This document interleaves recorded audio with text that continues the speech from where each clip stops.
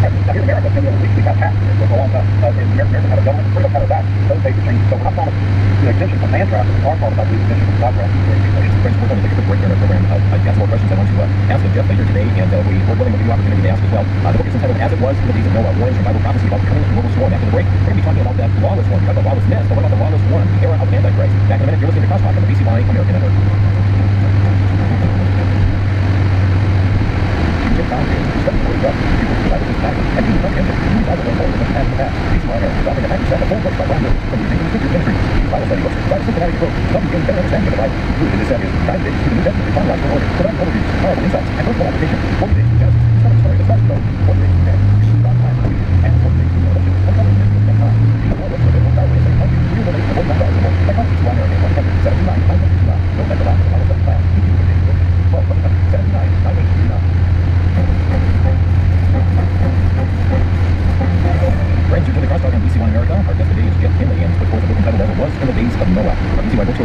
And work with the publisher, offering it at 50% off. And if you reach out to them, that's through December 31st.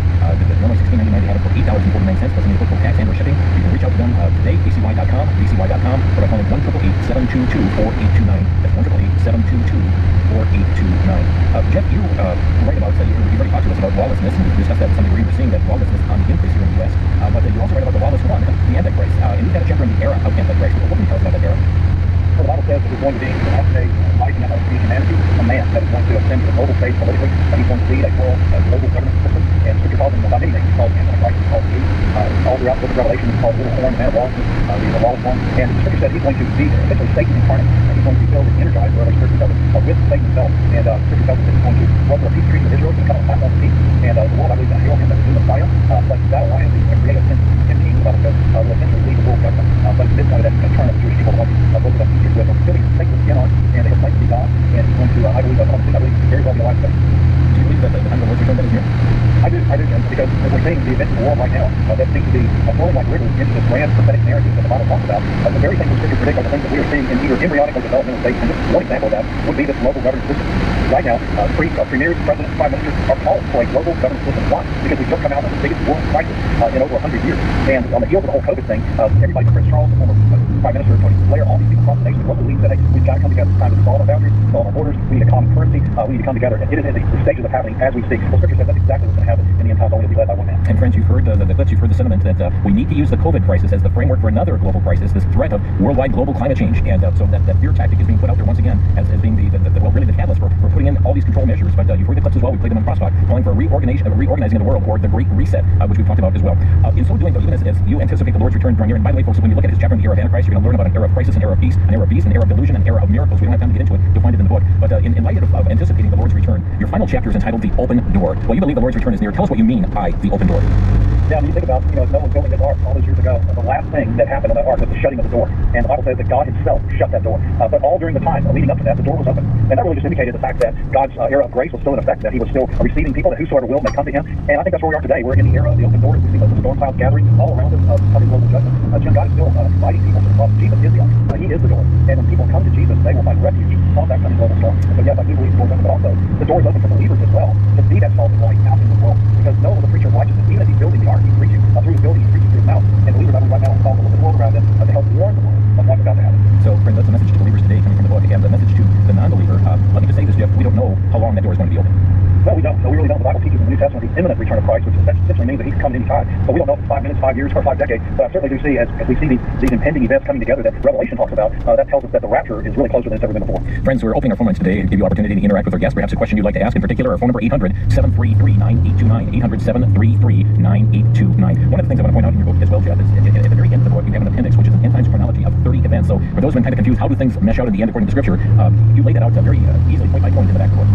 Yeah, I think the next event on God's prophetic calendar, according to Scripture, is the rapture of the church. I mean, there are no signs that lead up to the rapture. It's a signless event. But once that happens, that essentially becomes a catalyst that creates a global crisis that I believe the Antichrist will come into that void and to bring peace and a sense of security to the world. And so it goes from rapture to some unspecified amount of time to the Antichrist appearing on the scene, signing a peace treaty with Israel. The Jewish temple is going to be rebuilt during that time. The Antichrist forms his government. Then comes down judgments and seal trumpets and bowl judgments, including with the second coming of Jesus Christ. Then after that, we have the millennial kingdom of Christ on the earth, 1,000-year reign, and then the great white throne judgment, and then the eternal state. The friends, you'll find it laid out in the book as it was in the days of Noah. And again, we've glossed over so much information, and it goes into much more detail about the times of Noah being the last righteous man on the earth. He talks about the flood, Noah himself being, he calls him the carpenter prophet, the godlessness of this world, the violence of this world. We talked in brief about the 50 shades of immorality, the difficult times, the rescue, of course, the era of Antichrist, and so much more in the book. As it was in the days of Noah, you can reach out to the VCY bookstore, vcy.com, or 1-888-722-4829. But the phone lines are packed. We're going to begin with Kevin calling from South Dakota. Kevin, you're on the air. Yes, good afternoon. I appreciate today's speaker. Just a couple quick comments. One is I didn't catch that earlier. Maybe you quoted it, talking about Genesis in the chapter 8, 20 or 21, 22 verse. After the flood, God destroyed the earth. He said, he looked upon man. He said, never again will I destroy the earth, even though every inclination of his heart is evil. And right after the flood, basically, God's already proclaiming, through the flood, he brings 8 people through it, and yet when he's looking down the road. But my other point is, before you go on, I'm sorry, Kevin. Before you go on, we just need to correct something here. God did not say that he would never destroy the earth, because we know there is a destruction that's coming, but it would never be done by a worldwide flood. And that's how yes.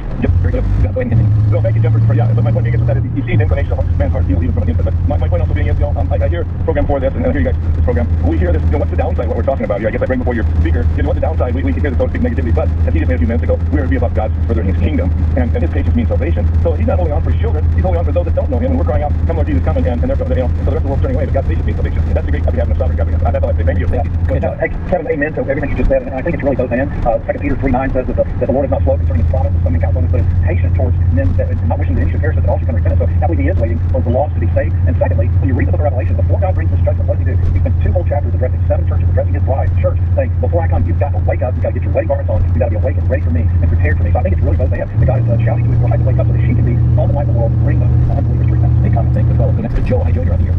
We really appreciate Mr. Gilley's observation that Noah did not have an own foolish book. I can only imagine 11% rebate that he will have garnered at smart business.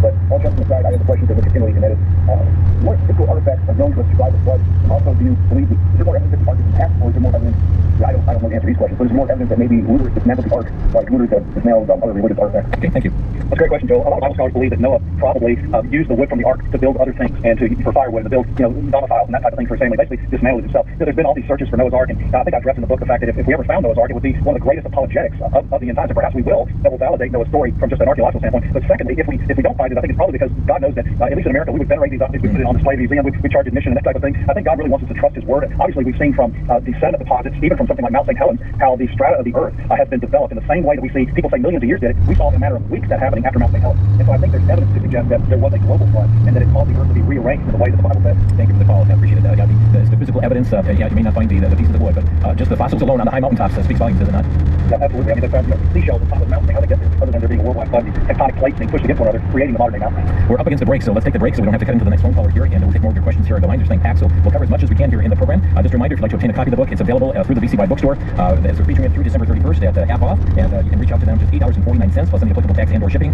Available at vcy.com or reaching out to them by phone 1-888-722-4829. If you get a busy signal, just call back a little bit later, and or if you get an answering machine, leave a message there as well. Hey, we'll be back in a minute. You're listening to Crosstalk. For the Worldview Report, I'm Brandon House. Our website is worldviewreport.com. Well, the 2022 midterms are now over. What happened? Well, the red wave never happened. Is that because of voter fraud? It seems pretty clear there was voter fraud involved. So what folks are going to be in addition to that is the number of propositions that passed that are pro-abortion, that are for abortion on demand in extreme late terms. And then the laws related to undermining criminal authority when it comes to minors having abortions without their parents' knowledge or permission. And then the propositions passing that deal with transgenderism and transitioning of children. Are these really passing? Is this the moral decay that Americans come to? If so, fraud set aside, Americans receive the leaders they deserve in God's judgment. I'm Brandon House. As it was in the days of Noah. Friends, we're taking your calls here today on Crosstalk. Lines have been very, very busy. Let's go right back to them here today. Our guest, by the way, Jeff Kinley, who has authored the book, numerous other ones as well. Charlie in Lodi, Wisconsin, you're on the air. Yes, sir. Thank you for another excellent show. I just have a quick comment. I'm reminded that in World War II, most of the Nazis and the German army did some horrific things to the Jewish, Polish people that we all know about in history. Those people, as I remember, were mostly Catholic and Lutheran, so they had some resemblance of God and religion and right and wrong and morality. This coming up generation has no knowledge of God, generally speaking. In fact, as your speaker wisely said, they hate God. Think of what they're capable of. Just think for a minute. Thank you for the scholarship, Charlie. Absolutely. Yeah, I was going to say, Satan hates humanity. He hates humanity because God loves humanity and we're created in the image of God. He also hates believers. But we see that kind of abuse, I think, today, Charlie, through abortion. I think we see it through this new whole child genital mutilation, through the transgender movement, through puberty blockers, that type of thing. We're experimenting on humanity in that way. I think Satan would love to do that and erase any image of God he can. Yeah, friends, thanks for the call. And more we're asking the question, yea, hath God said? Continue to question them just as it happened in the garden. Let's go to Chris next from Hayward. Chris, you're on the air. Hey, Jim, thanks for taking my call. I just want to comment on you guys are talking about all these signs of almost getting to the end. I believe one indicator, too, is the fact that the Jews are ready to rebuild the third temple at Jerusalem. I don't know if you guys, I'm sure you guys saw where they got the 5 red heifer shipped in from Texas a month ago. Yesterday Israel, and it's just that project is moving along so fast, and that's a huge indicator, I believe, of what those two might be to that time. And that's my comment. Thank you for that. Yes, we did a program on that, including Jeff, the choir rehearsal for many hundreds of Levi Ben, preparing for the third temple. Oh, absolutely. In fact, the Jews are very successful building the temple in 1987. The temple was founded. You can go on the temple.org website. You can see the plans for the temple. You can see that there's over 500 young priests that they have trained. You can see some of the sacrificial garments and instruments that they're planning. All they need is some real estate. In other words, all they need is access to that temple now. I believe that through Antichrist and other events around the time of the rapture and the post-rapture crisis, that real estate can open up. And again, I think that's one of the huge signs that we see happening right now in the Middle East, because once they decide they're going to do it, I believe it's going to happen. Chester is calling from West Virginia. Chester, you're on the air. Thank you, Dan, for bringing us on. Before we go on that, we know that the Word of God is going to be fulfilled again, because it was wrote when men were inspired of the Holy Ghost to write, and there's prophecies in there that are being fulfilled as we speak. Really, what can a person do in these end times other than keep self ready and keep your head held high because of redemption draws nigh? Thank you for the question.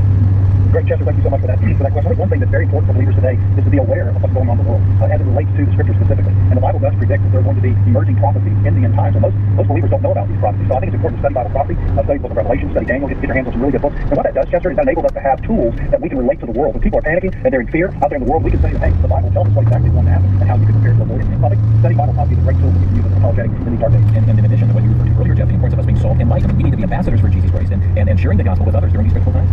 No, absolutely. In fact, instead of withdrawing from the world, we need to be penetrating the darkness with the gospel and going where non-Christians are, building bridges and relationships with people that don't know Jesus Christ. Because as Paul said in Romans, without a preacher, how are they going to hear? And so we are the gospel to these people. We are the ones who carry the good news to them. And so we can't expect to become church employees. We have to go out there and Thanks for the call. Zoe is next in Champaign, Illinois. You're on the air. Hi, I wanted an opinion of both of you, really, about the identity of the Antichrist or the false Messiah, you can also call him. It seems to me that maybe he would have to be Jewish, and I wondered if your opinion about that. I realize, there's one race and human race, but I just think the Jews wouldn't accept him if he weren't Jewish, and I'm curious what you all think. Thank you, Zoe. Yeah. Well, also in two different places, it says that he's going to lead in Daniel a Gentile revived Roman Empire. It's kind of hard to think of a Jewish person leading that. Secondly, it says that the Antichrist will enter the Holy of Holies in 2 Thessalonians chapter 2 and proclaim himself to be God. That also doesn't seem like something a Jewish person would do. The Scripture also says he's going to lead this Gentile empire, and so for that reason, in chapter 13, Revelation chapter 17, we believe he'll most likely be a Gentile. So that's why I stand on that issue. Thank you, Zoe. We're going to squeeze Scott in from Bridgeport, West Virginia. You're on the air. Hi, yes, Scott. Thanks for taking my call. I was just wondering your opinion on the political climate and with voter fraud and everything. If you guys would think, even if we fixed all the, voter fraud and the machines and everything, if it would be possible for God to still intervene to put these wrong people in place just to fulfill things that need to be fulfilled. We're down to 30 seconds. Jeff, your comment. That's certainly possible. God certainly is giving us what we deserve in our country right now, but there's also grand deception, corruption going on. In fact, our current president himself is a card-carrying member of the World Economic Forum. He's planning their agenda and implementing that in our country right now as we speak. Thank you for the call here. And we can rest assured, Jeff, what God has before ordained will come to pass. Yes, absolutely. Yes, the plans of God cannot be thwarted. Jeff Kinley with us here today. And so, friends, let's preach the word. Let's proclaim the gospel to a world in need. Author of the book, as it was, The Days of Noah. You can reach out to the VCY bookstore, featuring it half off right now, vcy.com, or 1-888-722-4829. Jeff, thank you for your research and time that you put into that, and also joining us on the broadcast. Jim, my pleasure. God bless you all. And friends, thanks for joining us here on Crosstalk today. Let's be salt. Let's be light. God bless you. Thank you. You're listening to Crosstalk via satellite and the internet from VCY America. Use Express Fare behind the nose of this station. For seeking of today's program, send a donation of $6 or more to VCY Take Ministry, 3434 West Kilbourne Avenue, Milwaukee, Wisconsin, 53208, or download my RSS web podcast at crosstalkamerica.com. And join us again for Crosstalk.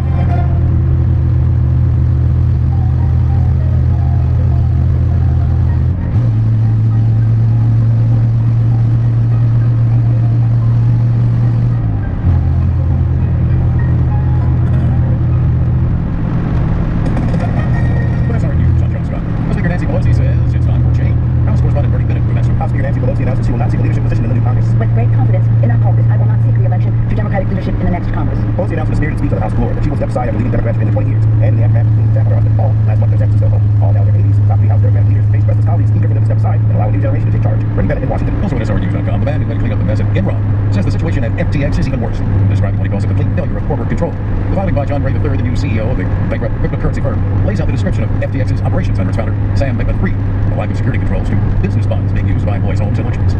In economic news, the Fed officials suggest that substantial rate hikes may be needed to get inflation under control. White House correspondent Greg Clugston with that report. James Bullard, who leads the Federal Reserve Bank of St. Louis, said the nation's central bank may have to increase its benchmark rate much higher than many people expect. Recent Fed increases have pushed short-term rates up to 4%, but Bullard believes the rate may have to rise to a level between 5 and 7% in order to quell inflation. Greg Clugston, Washington. And on Wall Street, House stocks lower. The Dow is down 76 points. The Nasdaq losing 74. This is SRN. More people kill themselves in countries where assisted suicide is legal. SRN's Michael Harrington reports. Seems logical, right? But we're actually not talking about physician-assisted suicide here. A new study from the Anscombe Bioethics Center finds that a nation makes it illegal for a doctor to help someone take his own life. The number of people who do so without any help also increases in parallel. Wesley Smith of the Discovery Institute is not surprised that in the Post wrote, assisted suicide advocacy is literally suicide advocacy. Michael Harrington, SRN News. Country's leading pro-life groups. Glad to see former President Trump seeking the White House again. Marjorie Dannenfelser of Susan B. Anthony for Life America says President Trump raised the bar for what it means to be a pro-life presidential candidate and president. This is SRN News. Some Starbucks employees on strike today. Employees at more than 100 Starbucks stores are staging a walkout over better pay, more consistent schedules, and higher staffing levels at busy stores. Starbucks has more than 9,000 company-owned stores in the U.S., and employees at individual stores have been deciding whether to unionize. The employee action also coincides with Starbucks' annual Red Cup Day. Customers are given free reusable cups when they order a holiday drink. Starbucks has opposed any unionization efforts. I'm Donna Warner. Stellantis recalling nearly 250,000 heavy-duty diesel Ram pickups because transmission fluid can leak and cause engine fire. The recall covers certain 2020 to 2023 Ram 2500 and some 2020 to 2022 Ram 3500 trucks. 43 ounces at SRNews.com. I'm Travis.